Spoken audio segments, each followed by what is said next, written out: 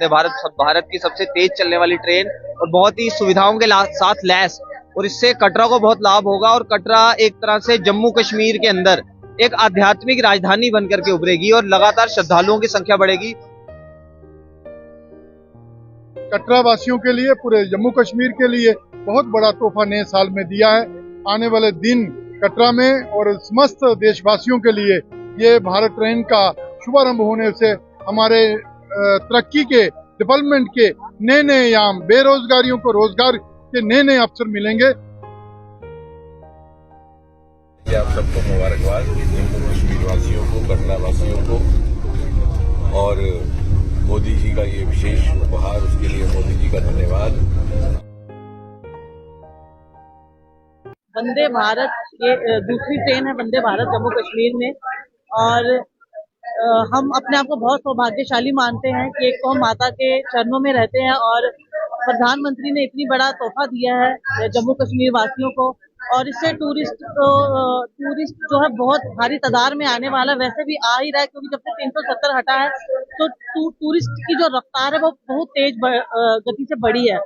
और ये हमारे जम्मू कश्मीर के लिए एक विकसित भारत की हम बात करें तो ये एक विकसित की सबसे बड़ी एग्जांपल है जम्मू कश्मीर के लिए। देखिए भाई साहब, ये बहुत ही बढ़िया एक प्रयास है। जैसे कि आपको पता है, वंदे भारत की सबसे तेज चलने वाली ट्रेन और बहुत ही सुविधाओं के साथ लैस, और इससे कटरा को बहुत लाभ होगा और कटरा एक तरह से जम्मू कश्मीर के अंदर एक आध्यात्मिक राजधानी बनकर के उभरेगी और लगातार श्रद्धालुओं की संख्या बढ़ेगी।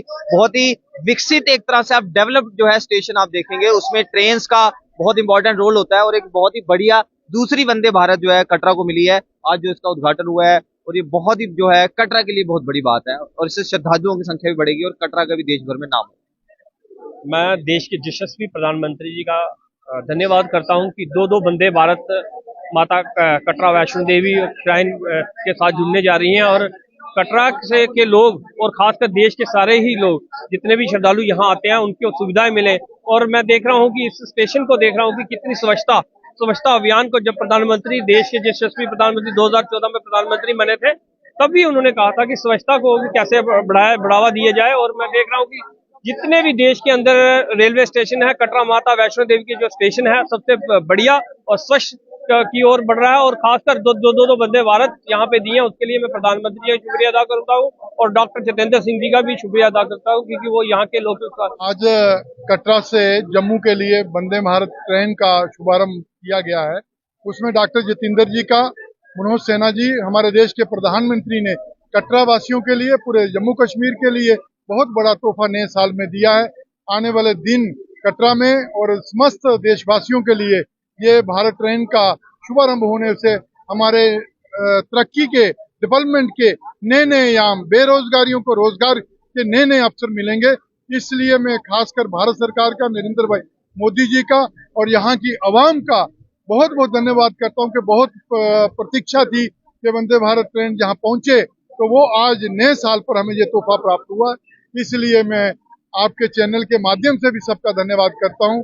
जय माता की जय। आप सबको मुबारकबाद, जम्मू कश्मीर वासियों को, कटरा वासियों को, और मोदी जी का ये विशेष उपहार, उसके लिए मोदी जी का धन्यवाद। आपको स्मरण होगा सन 2019 में जब वंदे भारत का ये क्रम शुरू हुआ था, तो पहली वंदे भारत वाराणसी में हुई थी और दूसरी वंदे भारत हमें कटरा वैष्णो देवी को मिली थी। मोदी जी ने सदा इस क्षेत्र की चिंता की है। प्रधानमंत्री बनने के बाद 2014 में सबसे पहला प्रमुख कार्यक्रम जो उनका था वो भी कटरा वैष्णो देवी के रेल स्टेशन का लोकार्पण का था।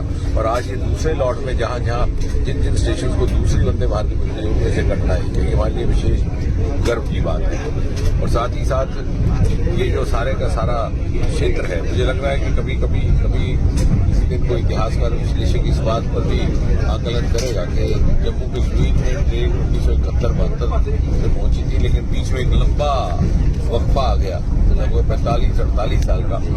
मोदी जी के आने के बाद फिर से ये सिलसिला शुरू हुआ। 2014 के बाद जो रुका हुआ काम था रियासी में पुनः प्रारंभ किया गया, अलाइनमेंट फिर से बनाई गई। आज दुनिया का सबसे ऊंचा रेल का पुल रियासी जिले में है और अगले साल के आरंभ तक संभवतः कश्मीर घाटी पहली बार रेल से जुड़ जाएगी। इससे रेवेन्यू में, तजारत में, व्यापार में, आवाजाही में, ease of travel, ease of business, ease of living, हर प्रकार का, क्योंकि रेल के साथ न केवल हमारा विकास जुड़ा है बल्कि हमारे जीवन की शैली, जीवन की चर्या, जीवन की संस्कृति तक जुड़ी हुई है।